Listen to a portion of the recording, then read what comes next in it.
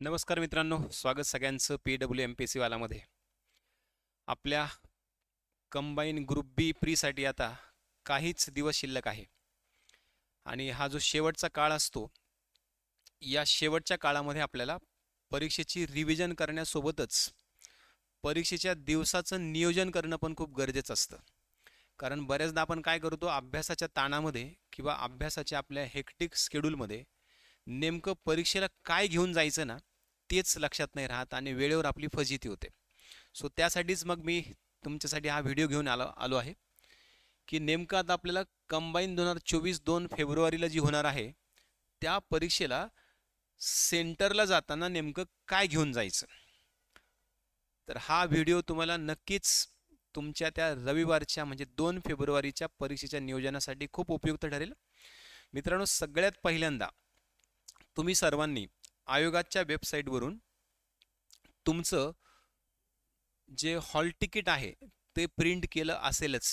नसेल केलं तरीही मी तुम्हाला आता आठवण करून देतोय.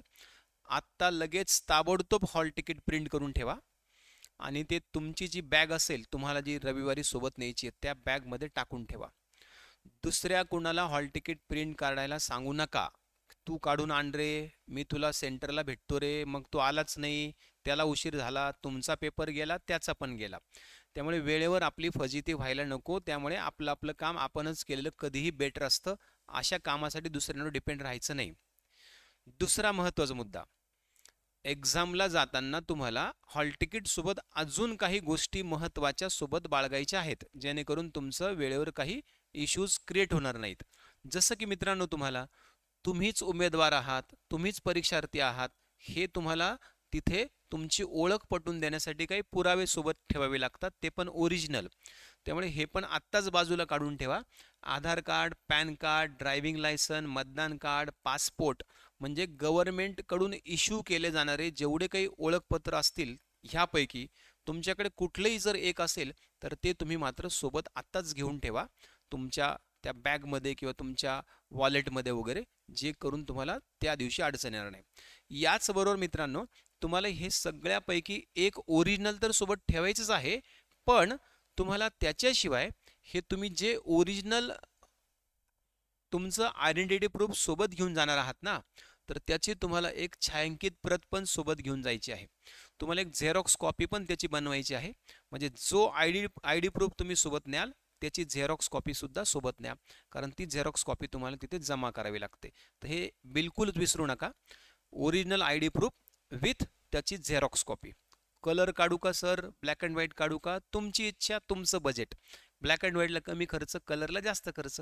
तुम्हाला परवडत असेल तर कलर काढा, नाही तर ब्लॅक अँड व्हाईट काढा, व्हॉट एव्हर, पण क्लिअर झेरॉक्स येईल ही मात्र काळजी घ्या. कारण परत वेळेवर काही इश्यूज क्रिएट होऊन तुमच्या आयडेंटिटीवर काही प्रश्न निर्माण होऊन मग परत तुमचा वेळ वाया जातो आणि एक दडपण येतं, ते आणखी परत वेगळं लक्षात. ठीक आहे. त्यानंतर मित्रांनो, सगळ्यात महत्त्वाचं म्हणजे तुम्हाला परीक्षेसाठी लागतो black point pen, ball pen, काळ्या शाईचा बॉल पेन. जेल पेन आणि इंक पेन बिलकुल चालत नाही, त्यामुळे ते चुकूनही सोबत नेऊ नका. बॉल पॉइंट पेनच, तो पण ब्लॅकच, ब्ल्यू सुद्धा चालत नाही. आणि एकाच्या ऐवजी दोन न्या. आदल्या दिवशी म्हणजे सॅटरडेला ते सगळे पेन जे आहेत ना, ते वापरून बघा, त्याने थोडंसं लिहा, म्हणजे ते थोडेसे काय म्हणतील त्याला, आपला प्रोसेसमध्ये येतील, वॉर्मअप होऊन जाईल त्यांचा, म्हणजे तुम्हाला वेळेवर प्रॉब्लेम येणार नाही. तर वेळेवर बरेच पेन चालतच नाही, उमटतच नाही नीट, स्पीडच येत नाही पटकन, मग आपल्याला घाई होते अशा खूप सारी. ठीक आहे. त्यामुळे ते पेन थोडेसे वापरून घ्या अगोदर, थोडे जुने झाले तर काही बिघडत नाही, लक्षात ठेवा. ठीक आहे.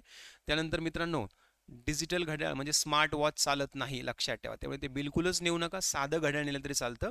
त्यानंतर मोबाईल आणि कुठलंही इलेक्ट्रिक इक्विपमेंट, उपकरण सुद्धा चालत नाही, ते तुम्हाला हॉलच्या बाहेर ठेवावं लागतं तुमच्या जबाबदारीवर.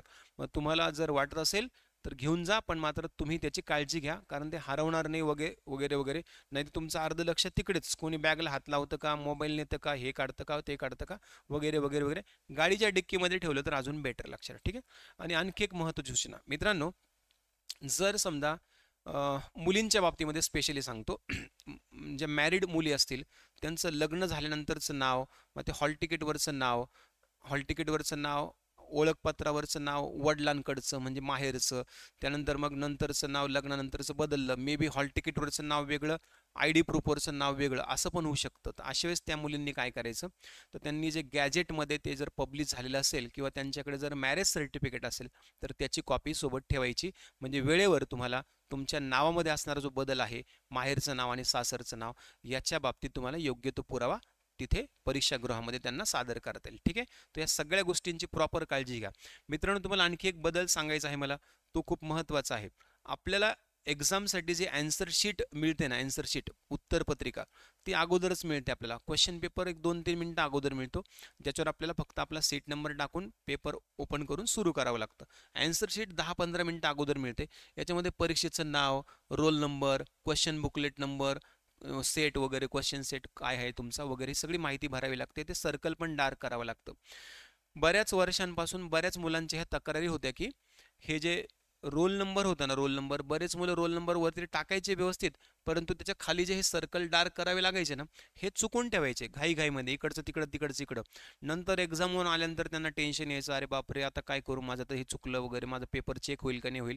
सो तुमचा आता हा प्रॉब्लेम सॉल्व्ह झाला आहे मित्रांनो. आयोगाने रोल नंबरसाठी हे अशा प्रकारचे सर्कल डार्क करण्याची पद्धत आता बंद केली आहे. आता इथून पुढे तुम्हाला फक्त आणि फक्त रोल नंबर टाकायचा, तो व्यवस्थित भरा, मात्र शांततेने लक्षपूर्वक. आता त्याला काही डार्क बेर करायची गरज नाही, त्यामुळे तुमचं ते टेन्शन आता मिटलं लक्षात. ठीक आहे. सो मित्रांनो, दॅट्स इट. एवढंच तुम्हाला सांगायचं होतं. तुम्हाला परीक्षेसाठी काय सोबत न्यायचं आहे, काय नाही न्यायचं आहे, डूज डोंट्स काय आहेत ते सगळं व्यवस्थित एक दिवस अगोदरच आदल्या रात्री सगळं तयार करून ठेवा, म्हणजे दुसऱ्या दिवशी तुम्हाला व्यवस्थित एक्झामला जाता येईल शांत डोक्याने. ठीक आहे. So lastly, wishing you all the best for your exam. I hope you will be surely succeed. तुम्हाला सगळ्यांना ह्या 2 फेब्रुवारीच्या कंबाईन ग्रुप बी साठी माझ्याकडून खूप खूप शुभेच्छा. मला विश्वास आहे, खात्री आहे की तुम्ही 100% ही परीक्षा पास व्हाल, क्रॅक कराल आणि लवकरच तुमचं अधिकारी होण्याचं स्वप्न पूर्ण कराल. मी आणि PWMPC वाला दोघांच्या तर्फे तुम्हाला खूप खूप शुभेच्छा. थँक्यू.